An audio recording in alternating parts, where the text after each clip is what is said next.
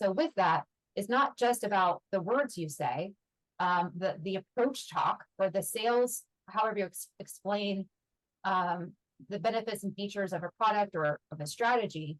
It's how can you listen and learn what motivates your client, how they communicate.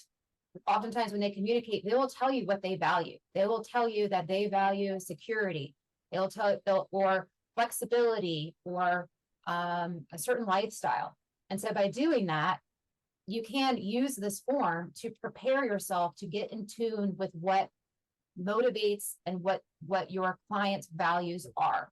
And then take everything that you know from experience and expertise and relate that directly to the client or the prospect, versus what I see a lot of times happen, there's just spewing of expertise and facts, which is just getting lost to the client. And then they feel potentially overwhelmed because they don't understand it. They're hearing facts, numbers, technicalities, where so much of this from a succession planning or even a business growth strategy is helping people to do something differently than they've done before. Because otherwise, if they didn't need you, or if they knew what to do, they wouldn't need you. So it's playing that psychiatrist, playing that therapist, playing that motivator and coach. And in order to do that, that's what is so credible about this pre-call planning, is that you can really take 5 minutes.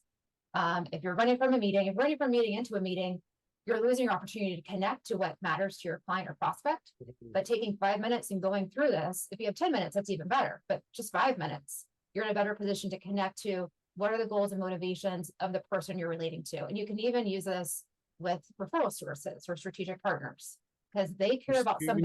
Even your staff, like your staff, any meeting, anything you're going into, just kind of think it through. Yeah. Before you're in the middle. Yeah. What is that when? And what I think is so cool about what do we want them to do? Oftentimes from a fee-based planning perspective, there's the number one thing we want them to do. We want them to engage us at the $10,000, $15,000, $20,000 a month engagement or a quarterly engagement. That's the high level. That may be, and when it comes to high fee sales, that may be the big thing we want them to do. But if they're not ready for that, what's a secondary thing to do that you could help continue to nurture that relationship? Hey, would you be open to me sending you some material on a case study, or would you be open to sending me, one of the examples that you shared yesterday was, oh, you have a 5-year plan. I'd love to see that 5-year plan. Do you mind sending that to me? And what you had said yesterday, Joe, and you can capitalize on this, is that by you saying that, you're also communicating to them that you have experience and know what to do with a 5-year plan. So you're also communicating your expertise. And let's go through. We'll go back up. We'll start at the beginning. I'm going to walk you guys through and give you some examples. But really, and Ryan, that's Ryan, right? That asked that question. I think that's really good, because what we're looking at, that question is, do you ever go back and review the pre-call planning after the call to compare expectations versus reality and debrief, and debrief? And what you're really asking is, how do we ensure consistency?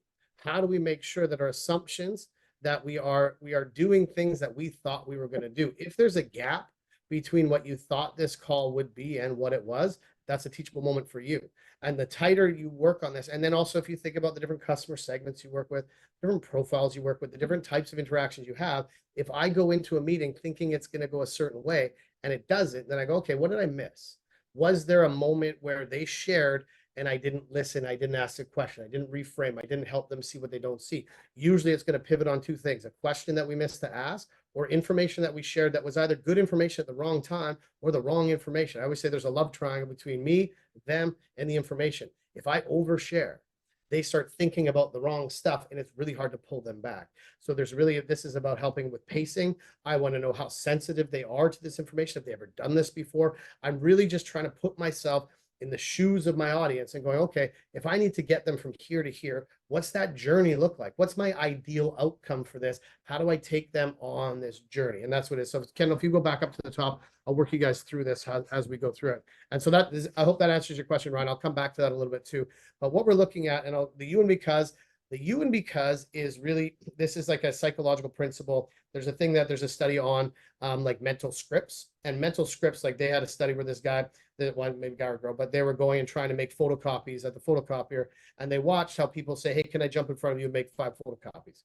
And people would say no. Usually they would say no. 90% of the people would say no. But then they say, hey, can I jump in front of you because I have to make 5 photocopies myself? Then all of a sudden that dropped to like 30% would say no. Then they were curious if was it the reason they gave, or was it the script of because? And the more they tested that, it really didn't matter the excuse that we gave. It was that combining word of because that got people to buy in to the reason. So when we use this in a sales perspective or anything, we would say something. I'm like, Kendall, I'm really excited to talk to you today because. So I'm using the word you as something everybody wants to hear, their own name, the word you, and the reason because as a mental script to show them that there's a reason that we're doing this. The more I can be in tune with their business. So if you're going to go talk to a potential client here, I'm really excited to talk to you because as I've been looking at your website, as I've been looking at this, I think you guys are doing really cool things. And I'm excited because when you said this, that made me feel there's some really, so we can see the whole page good. So that makes that much more ability to connect with them. And then once we start working through the conversation, then we might have to adjust that you and because how do we open the call to give us the right sort of kickoff to set the stage for the rest of this. So if we look at this, the first questions we ask is the live page start the webinar. We will be starting soon. See on this page. Wait 10 minutes. Okay, webinar. Cool.